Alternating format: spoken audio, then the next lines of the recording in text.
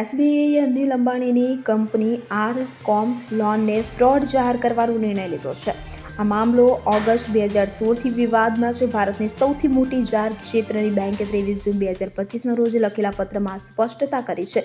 Reliance કોમ્યુનિકેશનને 30 જૂને bank તરફથી આ પત્ર મળ્યો હતો.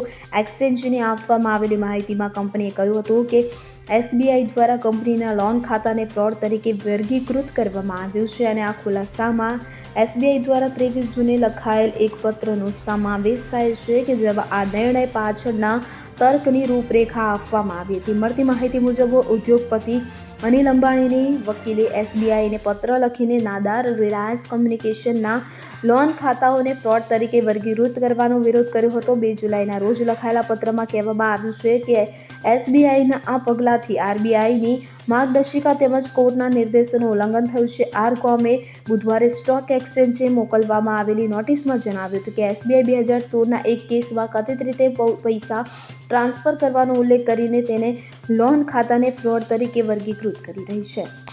Bureau report CN24 news. હવે જુઓ દેશ દુનિયાની તમામ ખબરો તમારી આંગળીના ટેરવે.